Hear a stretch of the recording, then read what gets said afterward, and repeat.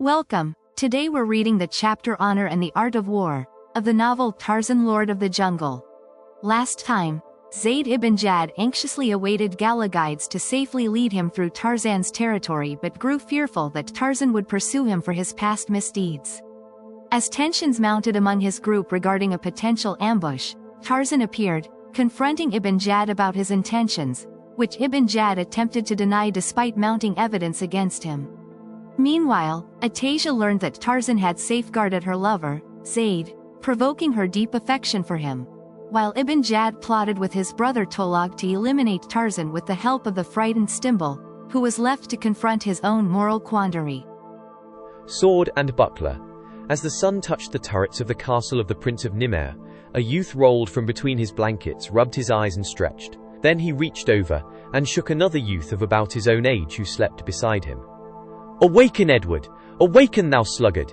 he cried. Edward rolled over on his back and essayed to say, "Eh?" and to yawn at the same time. "Up, lad," urged Michel. "Forgottest thou that thy master fares forth to be slain this day?" Edward sat up, now fully awake. His eyes flashed. "'Tis a lie," he cried loyally.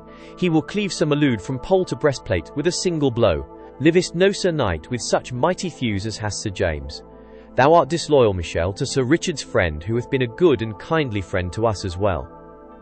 Michel patted the other lad upon the shoulder. "Nay, I did but jest, Edward," he said. "My hopes be all for Sir James, and yet—" he paused. "I fear—" "Fear what?" demanded Edward. "That Sir James be not well enough versed in the use of sword and buckler to overcome Sir Malud.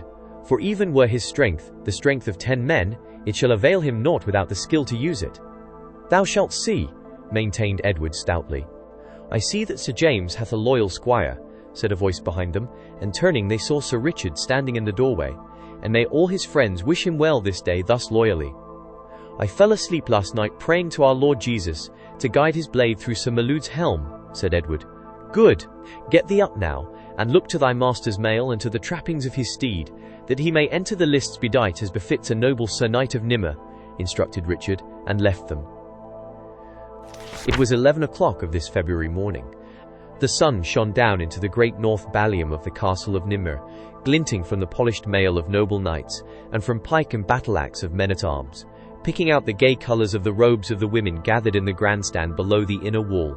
Upon a raised dais at the front and centre of the grandstand sat Prince Gobrid and his party, and upon either side of them and extending to the far ends of the stand were ranged the noble knights and ladies of Nimr, while behind them sat men-at-arms who were off duty, then the freedmen, and last of all the serfs, for under the beneficent rule of the House of Gobrid these were accorded many privileges.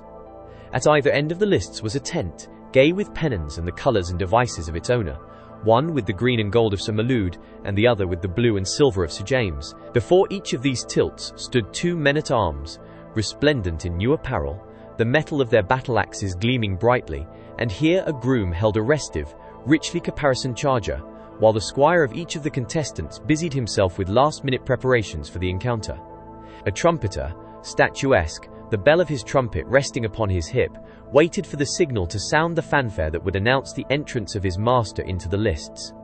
A few yards to the rear, a second charger champed upon his bit as he nuzzled the groom that held him in waiting for the knight who would accompany each of the contestants upon the field. In the blue and silver tilt sat Blake and Sir Richard, the latter issuing instructions and advice, and of the two he was the more nervous. Blake's hauberk, gorget and bassinet were of heavy chain mail, the latter lined inside and covered outside, down to the gorget, with leopard skin, offering fair protection for his head from an ordinary glancing blow. Upon his breast was sewn a large red cross, and from one shoulder depended the streamers of a blue and silver rosette. Hanging from the pole of the tilt, upon a wooden peg, were Blake's sword and buckler. The grandstand was filled. Prince Gobred glanced up at the sun and spoke to a knight at his side. The latter gave a brief command to a trumpeter stationed at the princely lodge, and presently, loud and clear, the notes of a trumpet rang in the ballium. Instantly the tilts at either end of the lists were galvanized to activity, while the grandstand seemed to spring to new life as necks were craned first toward the tent of Sir Malud and then toward that of Sir James. Edward, flushed with excitement, ran into the tilt and seizing Blake's sword, passed the girdle about his hips and buckled it in place at his left side. Then, with the buckler, he followed his master out of the tilt. As Blake prepared to mount, Edward held his stirrup, while the groom sought to quiet the nervous horse. The lad pressed Blake's leg after he had swung into the saddle, no light accomplishment, weighed down as he was by heavy chainmail, and looked up into his face. "I have prayed for thee, Sir James," he said. "I know that thou wilt prevail." Blake saw tears in the youth's eyes as he looked down at him, and he caught a choking note in his voice. "You're a good boy, Eddie," he said. "I'll promise that you won't have to be ashamed of me." "Ah, Sir James, how could I? Even in death thou wilt be a noble figure of a knight, and fairer one it hath never been given one to see, methinks," Edward assured him as he handed him his round buckler. Sir Richard had by now mounted, and at a signal from him that they were ready, there was a fanfare from the trumpet at Sir Maloud's tilt, and that noble Sir Knight rode forward, followed by a single knight. Blake's trumpeter now announced his master's entry, and the American rode out close along the front of the grandstand, followed by Sir Richard. There was a murmur of applause for each contestant, which increased as they advanced and met before Prince Gobred's loge. Here the 4 knights reined in and faced the prince, and each raised the hilt of his sword to his lips, and kissed it in salute, as Gobred cautioned them to fight honorably, as true knights, and reminded them of the rules governing the encounter. Blake's eyes wandered to the face of Guinalda. The little princess sat stiffly erect, looking straight before her. She seemed very white, Blake thought, and he wondered if she were ill. How beautiful, thought Blake, and though she did not once appear to look at him, he was not cast down, for neither did she look at Maloud. Again the trumpet sounded, and the 4 knights rode slowly back to opposite ends of the lists, and the principals waited for the final signal to engage. Blake disengaged his arm from the leather loop of his buckler, and tossed the shield upon the ground. Edward looked at him aghast. "My lord knight," he cried, "art ill? Art fainting? Didst drop thy buckler?" And he snatched it up, and held it aloft to Blake, though he knew full well that his eyes had not deceived him, and that his master had cast aside his only protection. To the horrified Edward, there seemed but one explanation, and that his loyalty would not permit him to entertain for an instant, that Blake was preparing to dismount and refuse to meet Sir Maloud, giving the latter the victory by default, and assuring himself of the contempt and ridicule of all Nimmer. He ran to Richard, who had not seen Blake's act. "Sir Richard! Sir Richard!" he cried in a hoarse whisper. "Some terrible affliction hath befallen Sir James." "Hey, what?" exclaimed Richard. "What meaneth thou, lad?" "He has cast aside his buckler," cried the youth. "He must be stricken sore ill, for it cannot be that otherwise he would refuse combat." Richard spurred to Blake's side. "Hast gone mad, man?" he demanded. "Thou canst not refuse the encounter now, unless thou wouldst bring dishonor upon thy friends." "Where did you get that line?" demanded Blake. "Who said I was going to quit?" "But thy buckler?" cried Sir Richard. The trumpet at the prince's loge rang out peremptorily. Sir Maloud spurred forward to a fanfare from his own trumpeter. "Let her go!" cried Blake to his. "Thy buckler?" screamed Sir Richard. "The damn thing was in my way!" shouted Blake as he spurred forward to meet the doughty Maloud, Richard trailing behind him, as did Maloud's second behind that knight. There was a confident smile upon the lips of Sir Maloud, and he glanced often at the knights and ladies in the grandstand. But Blake rode with his eyes always upon his antagonist. Both horses had broken immediately into a gallop, and as they neared one another, Maloud spurred forward at a run, and Blake saw that the man's aim was doubtless to overthrow him at the first impact, or at least to so throw him out of balance as to make it easy for Maloud to strike a good blow before he could recover himself. Maloud rode with his sword half raised at his right side, while Blake's was at guard, a position unknown to the knights of Nimmer, who guarded solely with their bucklers. The horsemen approached to engage upon each other's left, and as they were about to meet, Sir Maloud rose in his stirrups and swung his sword hand down, to gain momentum, described a circle with his blade and launched a terrific cut at Blake's head. It was at that instant that some few in the grandstand realized that Blake bore no buckler. His buckler! "Sir James hath no buckler! He hath lost his buckler!" rose now from all parts of the stand, and from right beside him, where the 2 knights met before the lodge of Gobred, Blake heard a woman scream, but he could not look to see if it were Guinalda. As they met, Blake reined his horse suddenly toward Maloud's, so that the 2 chargers' shoulders struck, and at the same time he cast all his weight in the same direction, whereas Maloud, who was standing in his stirrups to deliver his blow, was almost in a state of equilibrium, and having his buckler ready for defense was quite helpless insofar as maneuvering his mount was concerned. Maloud, overbalanced, lost the force, and changed the direction of his blow, which fell, much to the knight's surprise, upon Blake's blade, along which it spent its force, and was deflected from its target. Instantly his horse well in hand, by reason that his left arm was unencumbered by a buckler, Blake reined in and simultaneously cut to the left and rear, his point opening the mail on Malud's left shoulder and biting into the flesh before the latter's horse had carried him out of reach. A loud shout of approbation arose from the stands, for the thing had been neatly done, and then Malud's second spurred to the prince's loge and entered a protest. "Sir James hath no buckler," he cried. "'Tis no fair combat." "'Tis fairer for thy knight than for Sir James," said Gobred. "We would not take that advantage of him," parried Malud's second, Sir Jared. "What sayest thou?" demanded Gobred of Sir Richard, who had quickly ridden to Jared's side. "Is Sir James without a buckler through some accident that befell before he entered the lists?" "Nay, he cast it aside," replied Richard, "and averred that the damned thing did annoy him. But if Sir Jared feeleth that, because of this, they be not fairly matched, we are willing that Sir Malud also should cast aside his buckler." Gobred smiled. "That be fair," he said. The two men, concerned with their encounter and not with the argument of their seconds, had engaged once more. Blood was showing upon Malud's shoulder and trickling down his back, staining his skirts and the housing of his charger. The stand was in an uproar, for many were still shouting aloud about the buckler, and others were screaming with delight over the neat manner in which Sir James had drawn his first blood. Wagers were being freely made, and though Sir Malud still ruled favourite in the betting, the odds against Blake were not so great, and while men had no money to wager, they had jewels and arms and horses. One enthusiastic adherent of Sir Malud bet 3 chargers against 1 that his champion would be victorious, and the words were scarce out of his mouth ere he had a dozen takers, whereas before the opening passage at arms offers as high as 10 to 1 had found no takers. Now the smile was gone from Malud's lips, and he glanced no more at the grandstand. There was rage in his eyes as he spurred again toward Blake, who he thought had profited by a lucky accident.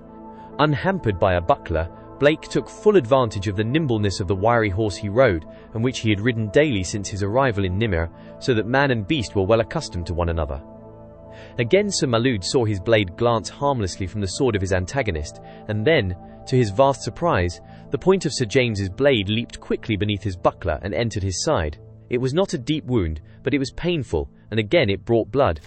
Angrily, Malud struck again, but Blake had reined his charger quickly to the rear, and before Malud could gather his reins, Blake had struck him again, this time a heavy blow upon the helm. Half-stunned and wholly infuriated, Malud wheeled and charged at full tilt, once again determined to ride his adversary down. They met with a crash directly in front of Gobred's loge. There was a quick play of swords that baffled the eyesight of the onlookers, and then, to the astonishment of all, most particularly Malud, that noble Sir Knight's sword flew from his grasp and hurtled to the field, leaving him entirely to the mercy of his foe. Malud reined in and sat erect, waiting. He knew, and Blake knew, that under the rules that governed their encounter, Blake was warranted in running him through, unless Malud sued for mercy. And no one, Blake least of all, expected this of so proud and haughty a knight. So Malud sat proudly on his charger, waiting for Blake to advance and kill him. Utter silence had fallen upon the stands, so that the champing of Malud's horse upon its bit was plainly audible. Blake turned to Sir Jared. "Summon a squire, Sir Knight," he said, to return Sir Malud's sword to him. Again the stands rocked to the applause, but Blake turned his back upon them and rode to Richard's side, to wait until his adversary was again armed. "Well, old top," he inquired of Sir Richard, "just how much a dozen am I offered for bucklers now?"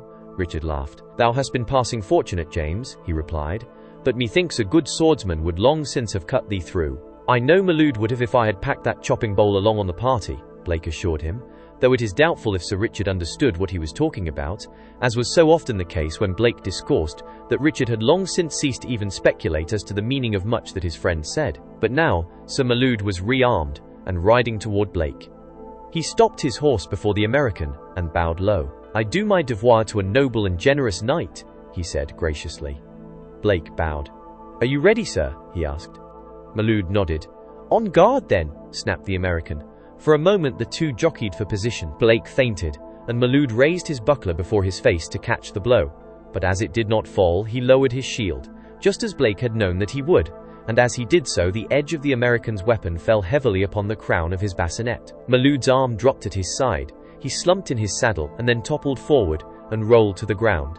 Agile, even in his heavy armor, Blake dismounted and walked to where his foe lay stretched upon his back, almost in front of Gobred's loge. He placed a foot upon Malud's breast and pressed the point of his sword against his throat.